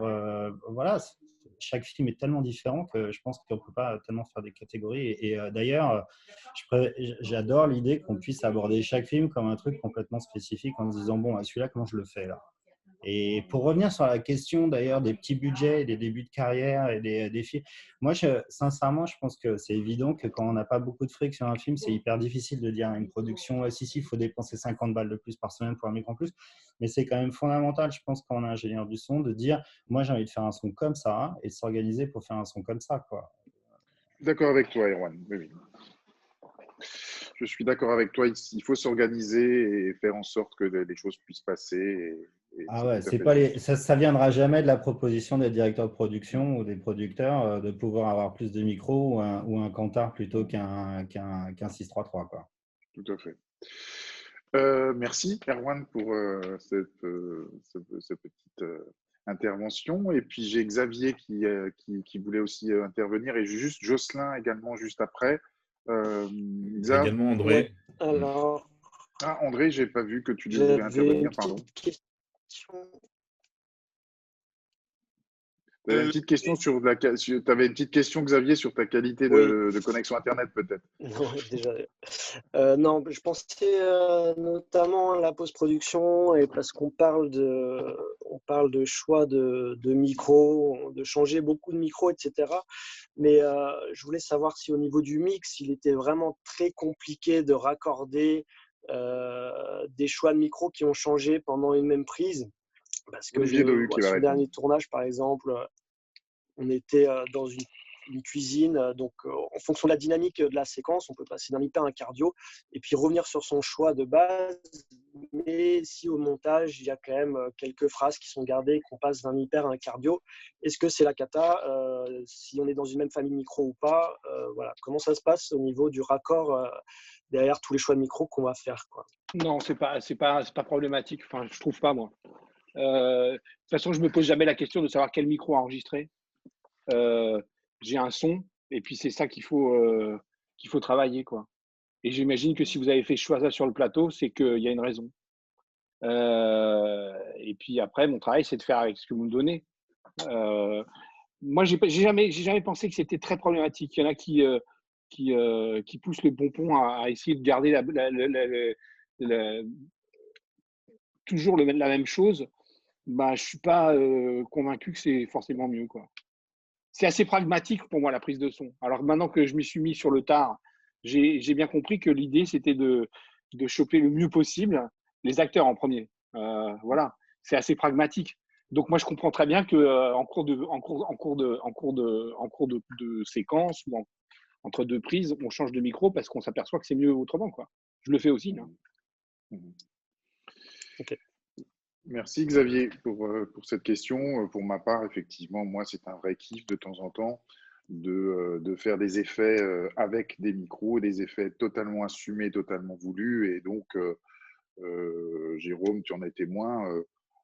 Sur un dialogue où j'ai envie de faire ressortir un peu plus un personnage d'une certaine manière, en tout cas, effectivement, je change de micro d'un personnage à l'autre.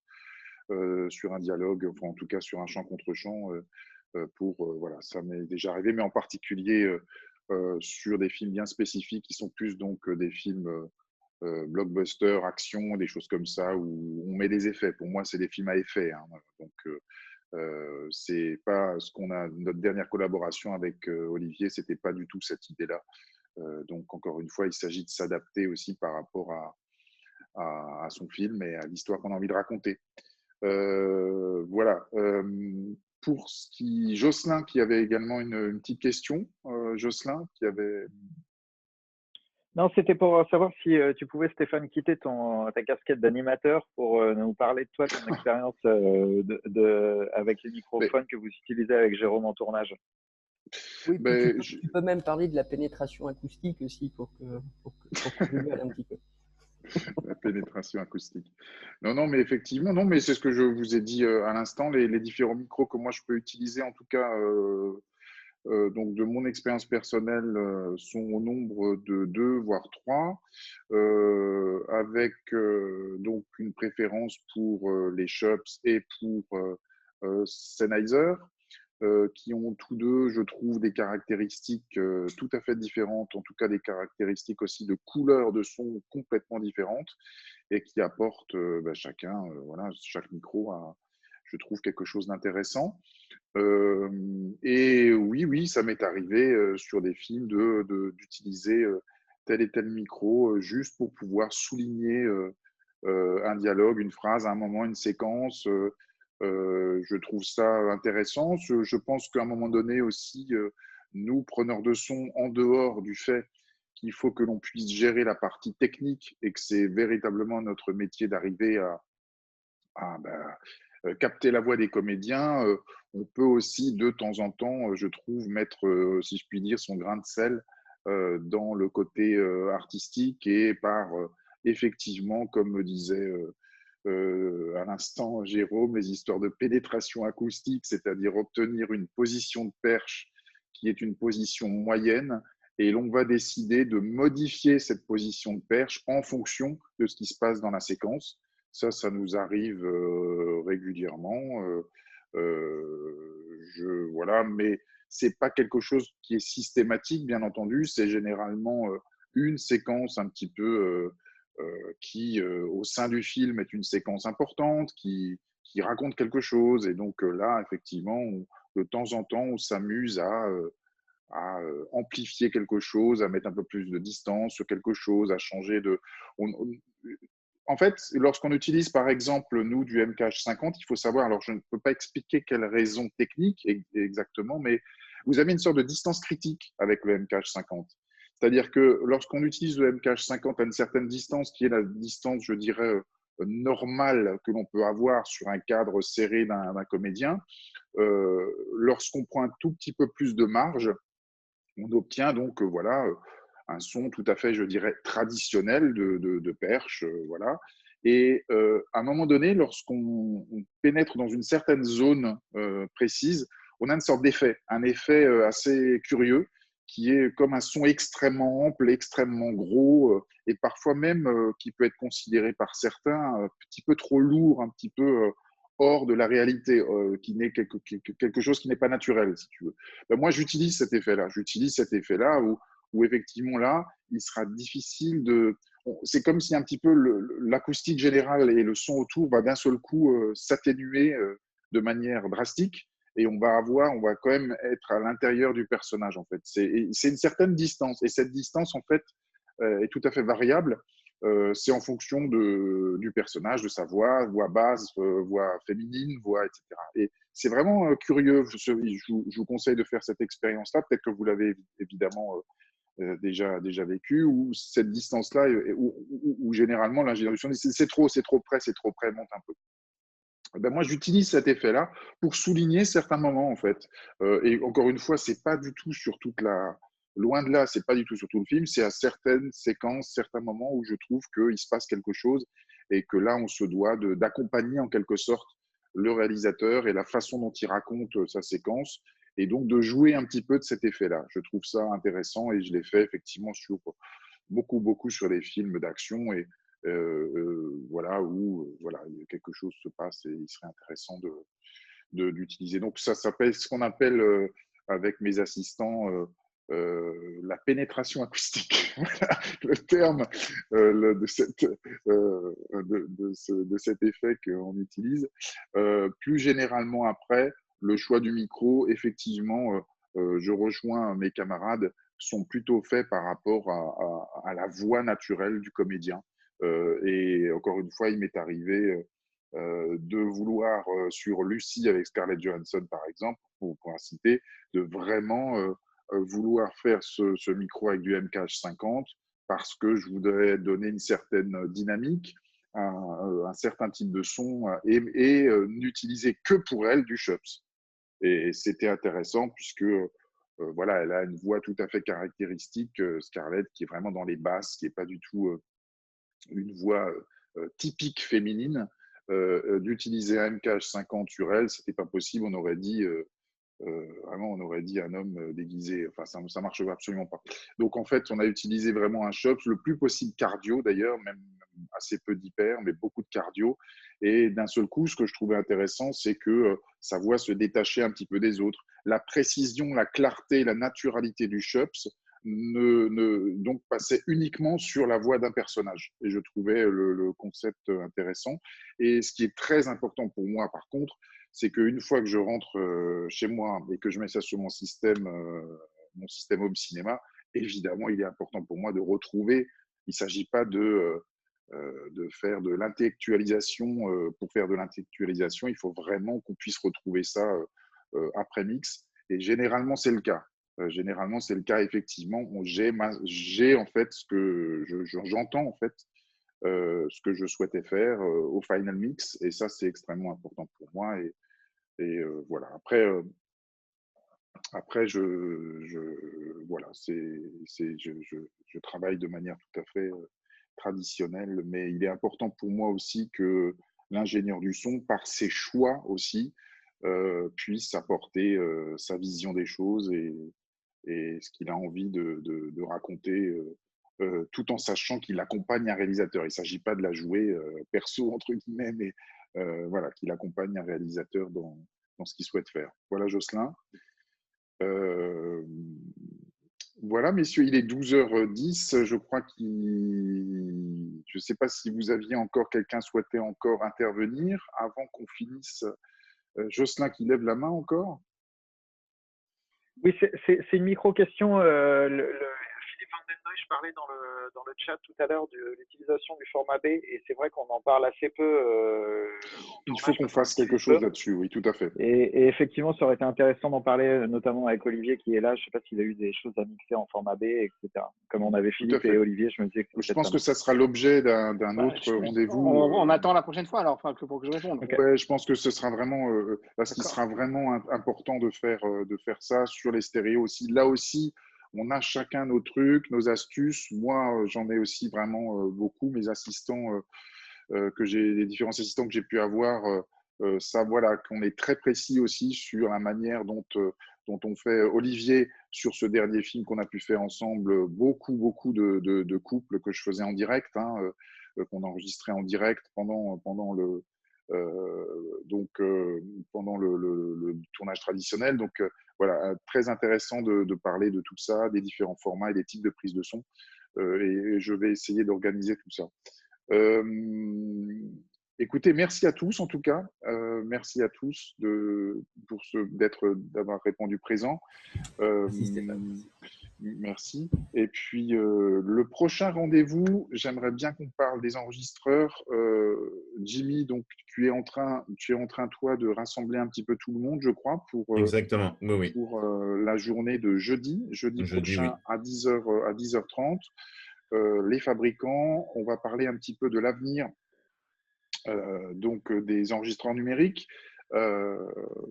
Quels sont les enregistreurs? Bon, on les connaît, les enregistreurs actuels, mais on sent vraiment Sound Device, tous ces gens qui commencent à vraiment proposer des nouveaux systèmes. De son côté, Aton qui propose d'enregistrer les mouvements de fader, des choses comme ça. Donc, essayons de parler et de débattre un petit peu de tout ça. Et surtout, là, ce sera peut-être plus un rendez-vous avec nos fabricants parce qu'on souhaite bien évidemment tous leur poser des questions, moi en particulier, et puis savoir un petit peu vers où on se dirige sur les prochains mois, sur les prochaines années.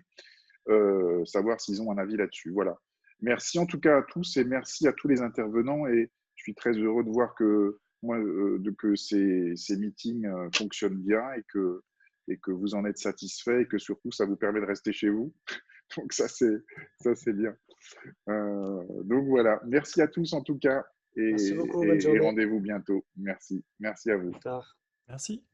Merci à vous. Merci à tous, bonne journée. Bye bye. Bye bye.